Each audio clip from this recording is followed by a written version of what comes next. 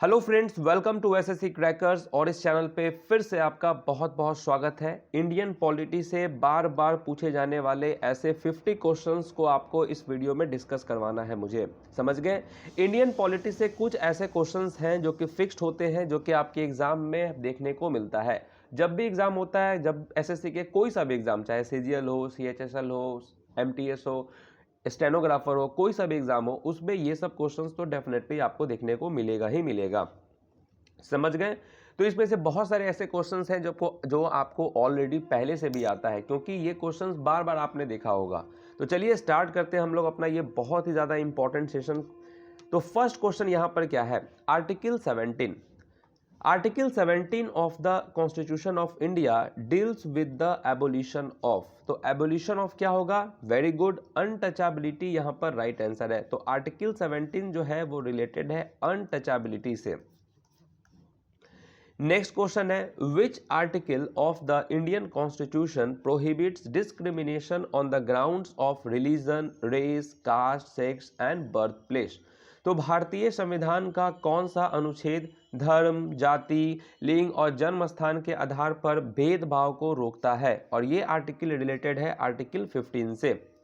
ठीक है, article 15 related है discrimination on the grounds of religion, race, caste and birth place.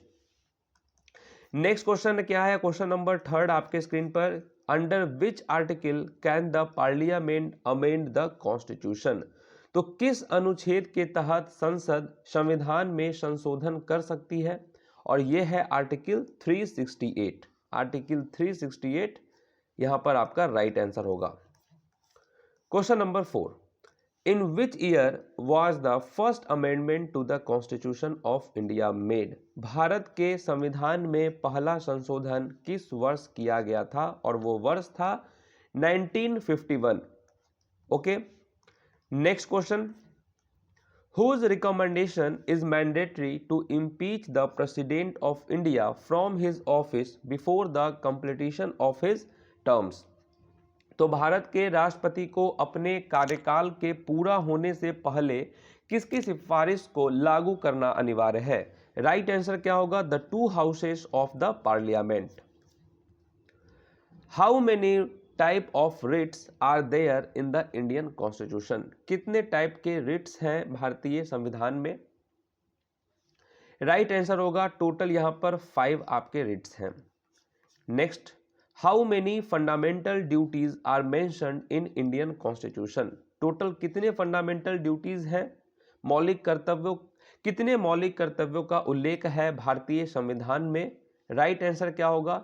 11 यहां पर राइट आंसर है। टोटल कितने हैं? 11। Next, part 4 of constitution of India deals with which of the following. Part 4 of the constitution of India deals with which of the following. Right answer क्या होगा यहां पर? Directive principles of state policy. तो भारत के संविधान का भाग 4 निम्नलिखित में से किससे संबंधित है? तो directive principle of state policy से। In Indian Constitution, the method of election of the president has been taken from which country? भारतीय संविधान में राष्ट्रपति के चुनाव का जो तरीका है वो किस देश से लिया गया है? ये बात तो आप अच्छे से जानते हैं कि जब इंडियन कॉन्स्टिट्यूशन को बनाया जा रहा था उस वक्त बहुत सारे ऐसे चीज थे जो कि दूसरे दूसरे कंट्री से लिया गया था। तो यही, और ये सब टाइप के क्वेश्चन तो आपके एग्जाम में 100% रहता ही रहता है। तो यहां पे वही क्वेश्चन पूछा गया है कि राष्ट्रपति के चुनाव का तरीका किस देश से लिया गया? तो ये लिया गया आयरलैंड से। क्वेश्चन नंबर 10 क्या है? Who administers the oath of the president of India. Bharat के राष्ट्रपति की शपथ, भारत के राष्ट्रपति को शपथ कौन दिलाता है? ठीक है, यहां पर को होगा भारत के राष्ट्रपति को शपथ कौन दिलाता है? जो प्रेसिडेंट ऑफ इंडिया होते हैं उनको शपथ कौन दिलाता है? वो दिलाते हैं चीफ जस्टिस ऑफ इंडिया। जो भारत के चीफ जस्टिस होते हैं, भारत के जो चीफ जस्टिस होते हैं वो दिलाते हैं प्रेसिडेंट ऑफ इंडिया को शपथ। Who among the following is the executive head of state in India? निम्नलिखित में से कौन भारत में राज्य का कार्यकारी प्रमुख है? और ये कौन है? ये है president. Next, anti defection law is given in which schedule of Indian constitution? भारतीय संविधान की किस अनुसूची में दल बदल विरोधी कानून दिया गया है? राइट आंसर क्या होगा? 10th शेड्यूल में यह मेंशन है, 10th schedule. Who appoints governor of a state in India? Bharat में किसी राज्य के राज्यपाल की नियुक्ति कौन करता है? कौन करता है? ये करते हैं president of India. Who among the following is not a member of any of the two houses of our country? निम्नलिखित में से कौन हमारे देश के दोनों सदनों में से किसी का सदस्य नहीं है? और वो कौन है?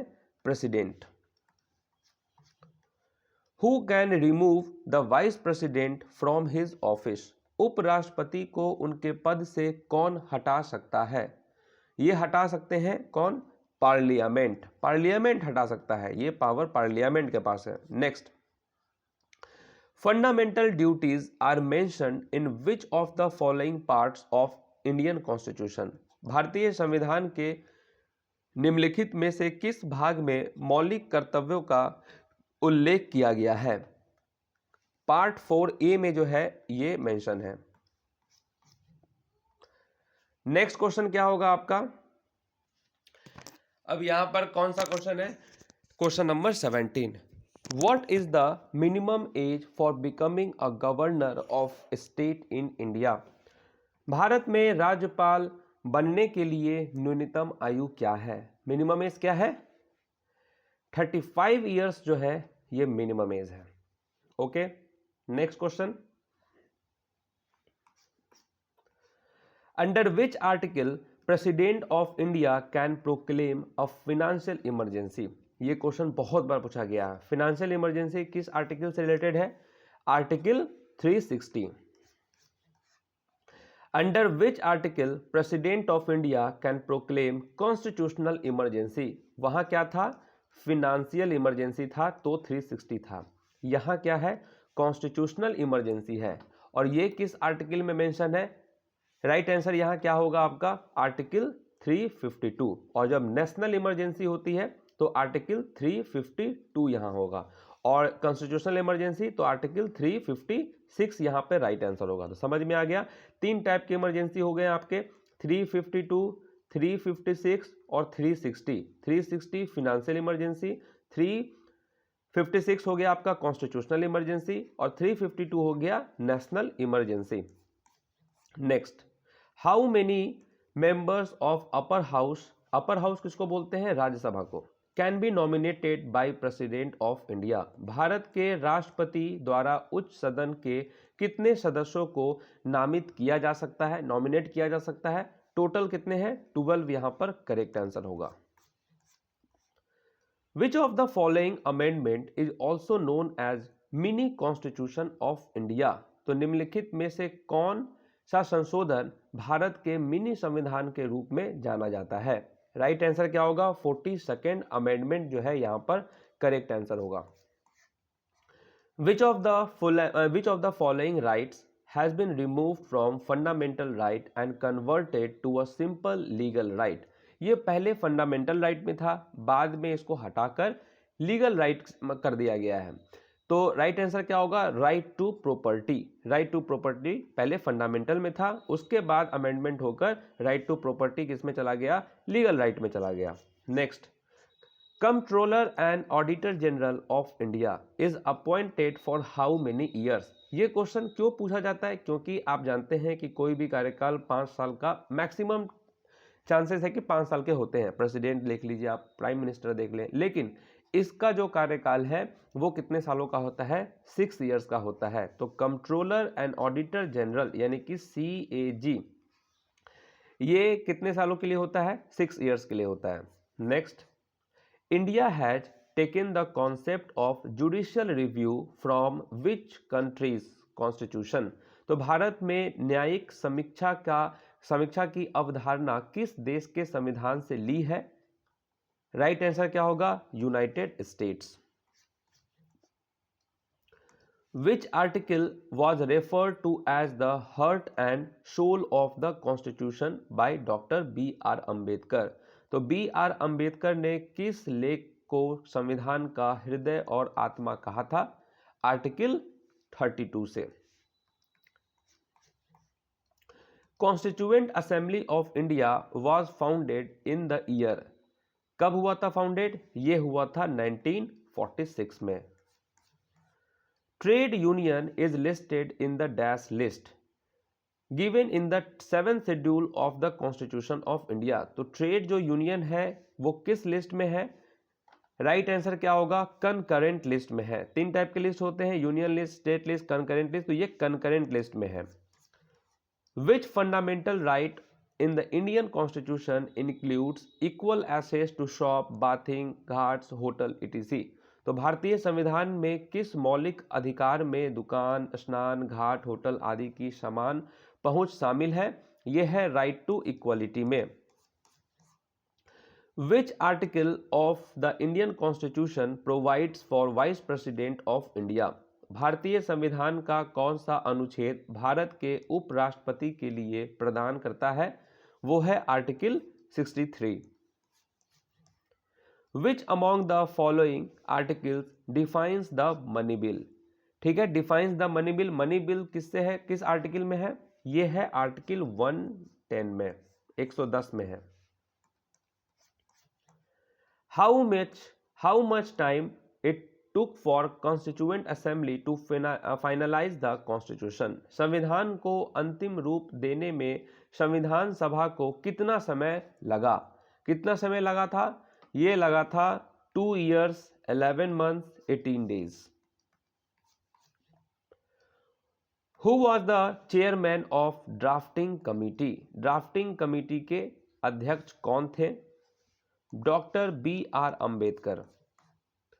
Who was the first chief election commissioner of India? Bharat के पहले मुख्य चुनाव आयुक्त कौन थे? ये क्वेश्चन तो लास्ट ईयर पूछा गया है। राइट आंसर क्या होगा? Shivkumar Sen. The speaker of the Lok Sabha has to address his या her letter of resignation to। Lok Sabha के स्पीकर को अपने इस्तीफा के पत्र को संबोधित करना होगा किसके पास? Deputy speaker of Lok Sabha. ठीक है। The method of impeachment of the president of India is adopted from. Bharat के राष्ट्रपति के महाभियोग का तरीका ये कहां से अपनाया गया है? राइट आंसर क्या होगा? USA. The concurrent list in the Indian constitution is adopted from the constitution of. ये कहां के कॉन्स्टिट्यूशन से लिया गया है? राइट आंसर क्या होगा? करेक्ट आंसर यहां पर आपका क्या होने वाला है? ये यूएसए जो है यहां पर, सॉरी ऑस्ट्रेलिया जो है यहां पर करेक्ट आंसर है। ये जो कंकरेंट लिस्ट है ये कहां के कॉन्स्टिट्यूशन से लिया गया है? तो ऑस्ट्रेलिया के। Next, the fundamental right in our constitution are inspired by the constitution of. तो हमारे संविधान में मौलिक अधिकार संविधान से प्रेरित हैं। कहां के संविधान से? तो यूनाइटेड स्टेट्स ऑफ अमेरिका से। The minimum age of the member of Rajya Sabha is. Rajya Sabha के सदस्य की न्यूनतम आयु क्या है? ठीक है, राइट आंसर क्या होगा? करेक्ट आंसर यहां पर होने वाला है आपका 30 ईयर्स, 30 साल होना चाहिए। नेक्स्ट क्वेश्चन की तरफ चले हम लोग। Question number 39। Who was the first speaker of the Lok Sabha? First speaker कौन थे लोकसभा के? राइट आंसर क्या होगा? जीवी मावलंकर जो है यहां पर राइट आंसर है। In India how many times the president declared financial emergency? Financial emergency किस आर्टिकल में था? आर्टिकल 360 में। और अभी तक कितनी बार फाइनेंशियल इमरजेंसी भारत में लगा है? आंसर क्या होगा? नेवर। ठीक है, अभी तक एक भी बार जो है फाइनेंशियल इमरजेंसी भारत में नहीं लगा है। The chief minister is appointed by. Chief minister को कौन अपॉइंट करते हैं? Governors. Who was the first women chief minister of Uttar Pradesh? Uttar Pradesh की पहली मुख्यमंत्री कौन है? महिला मुख्यमंत्री? राइट आंसर होगा सुचेता कृपलानी जो है यहां पर राइट आंसर है। The planning commission of India was established in the year. Planning commission of India कब एस्टैब्लिश्ड हुआ था? 1950 में। Who appoints the chief election commissioner of India? Election commissioner of India को कौन नियुक्त करते हैं? President. What is the term of a member of the Rajya Sabha? Rajya Sabha के सदस्यों का कार्यकाल कितने सालों का होता है? यहां भी ध्यान देने वाली बात है 6 ईयर्स। ठीक है, इससे पहले हम लोगों ने CAG का भी पढ़ा था, कार्यकाल 6 ईयर्स का था, और यहां पर राज्यसभा मेंबर्स का भी 6 साल है। How many items are there in the union list? कितने आइटम जो है यूनियन लिस्ट में दिया गया है? 3 टाइप की लिस्ट होते हैं ना, union list, state list, concurrent list. तो यहां पर राइट आंसर क्या होगा आपका? अभी अगर देखिए 97 यहां पर करेक्ट आंसर है, लेकिन अगर आप प्रेजेंट टाइम पे देखेंगे तो 98 यहां पर आपका होता, तो 97 यहां पर राइट आंसर है। ठीक है, नेक्स्ट क्वेश्चन क्या होगा? Who is the chairman of the planning commission? Planning commission के चेयरमैन कौन होते हैं? भारत के प्रधानमंत्री होते हैं, यानी prime minister. How does the constitution of India describe India as? तो भारत का संविधान भारत का वर्णन किस प्रकार करता है? किस प्रकार करता है? तो ये करता है a union of states. The Balwant Rai Mehta committee was associated with? Balwant Rai Mehta committee किससे संबंधित है? तो ये है पंचायती राज से। ठीक है, और आपको कमेंट करके बताना है कि पंचायती राज किस आर्टिकल में मेंशन है। ओके, नेक्स्ट क्वेश्चन है जजेस of the supreme court and high court can be removed by? तो जजेस जो होते हैं सुप्रीम कोर्ट के और हाई कोर्ट के, इनको रिमूव किया जा सकता है किसके द्वारा? प्रेसिडेंट ऑफ इंडिया के द्वारा। समझ गए? तो इस तरीके से ये वैसे 50 क्वेश्चंस आपके साथ डिस्कस किए गए हैं जो कि एग्जाम में किस मोड में पूछा जाता है? तो रिपीट मोड में पूछा जाता है, बराबर आपको देखने को मिलेगा। ये 50 क्वेश्चंस तो आपको किसी न किसी शिफ्ट में से एक शिफ्ट में आपको देखने को मिल ही जाता है।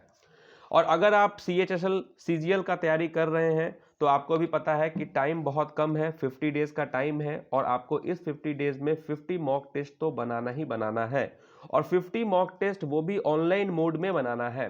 तो आपको इसके लिए क्या करना होगा? SSC क्रैकर्स के ऑफिशियल वेबसाइट पे जाना होगा, और वहां पर जो प्राइस है 299, जिससे आप जितने भी टेस्ट हैं उन सबको आप अनलॉक कर सकते हैं। और ये 299 में भी आपको नहीं मिलेगा, कूपन कोड है पार्टी कूपन कोड डालते ही ये 29 जो है ये 150 में, यानी कि 150 में आप CGL के बहुत सारे मॉक टेस्ट दे सकते हैं, 25 प्लस CHSL के दे सकते हैं, जो प्रीवियस ईयर हैं वो दे सकते हैं। हर एक चीज आप सिर्फ 150 में ही दे सकते हैं। तो देर नहीं कीजिए, ये सब चीज को स्टार्ट करना, प्रैक्टिस करना स्टार्ट कर दीजिए। मिलते हैं आपसे नेक्स्ट वीडियो में, तब तक के लिए ऑल द बेस्ट।